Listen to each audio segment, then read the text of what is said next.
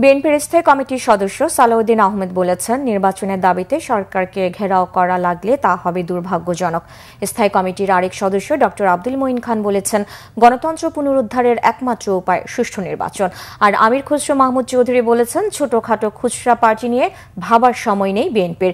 দলীয় বিভিন্ন কর্মসূচিতে তারা এসব কথা বলেন। তারুণ্যের রাজনৈতিক অধিকার প্রতিষ্ঠার লক্ষ্যে খুলনার ঐতিহাসিক সার্কিট হাউস মাঠে সমাবেশ করে বিএনপি।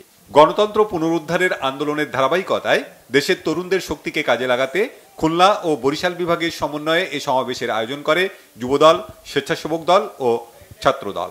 এতে প্রধান অতিথি ছিলেন বিএনপির স্থায়ী কমিটির সদস্য সালাউদ্দিন আহমেদ। এ সময় অন্তর্বর্তী সরকারের সমালোচনা করেন তিনি।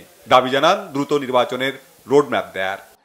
ডক্টর মোহাম্মদ ইউনূস, আপনি অবলীলাক্রমে বাংলাদেশের সমুদ্র বন্দর, নদী বন্দর, করিডোর সব বিদেশিদের হাতে হস্তান্তর করবেন। কি চুক্তি করে এসেছেন? কি এখতিয়ার আছে আপনার? কি ম্যান্ডেট নিয়ে এসেছেন? আপনার একমাত্র ম্যান্ডেট বাংলাদেশে একটি সাধারণ নির্বাচন অনুষ্ঠান করা। যদি কোনোদিন নির্বাচনের দাবিতে এই অন্তর্বর্তীকালীন সরকারকে ঘেরাও করতে হয়, তা হবে আমাদের জাতির জন্য একটি দুর্ভাগ্য। এদিকে চট্টগ্রামের দলীয় কার্যালয়ের সামনে বিএনপির সদস্য নবায়ন কার্যক্রমের উদ্বোধন করেন দলের স্থায়ী কমিটির আরেক সদস্য আমির খসরু মাহমুদ চৌধুরী। এ সময় তিনি বলেন, আওয়ামী লীগের চিহ্নিত দোসর এবং সমাজে অগ্রহণযোগ্য ব্যক্তিদের বিএনপির সদস্য করা যাবে না।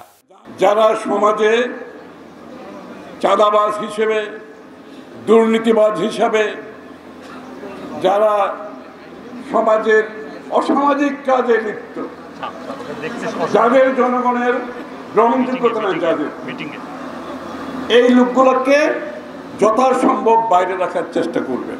তারেক রহমান সাহেবের নির্দেশনায় আমরা যেভাবে আন্দোলনে সফল হয়েছি, আজকে ওনার নির্দেশনায় আমরা এইভাবে প্রত্যেকটি পদক্ষেপ যদি আমরা দিতে পারি, এই খুচরা পার্টি এখানে সেখানে যারা আছে এগুলো তাদের মতো করে আসবে আর যাবে।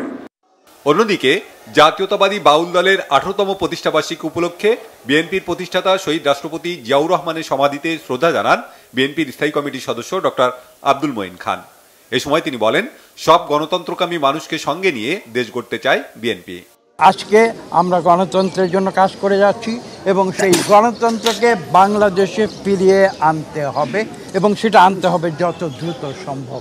মঈন খান আরো বলেন, গণতন্ত্র পুনরুদ্ধারের একমাত্র উপায় হলো দ্রুত ও সুষ্ঠু জাতীয় নির্বাচন। Banglavision news desk.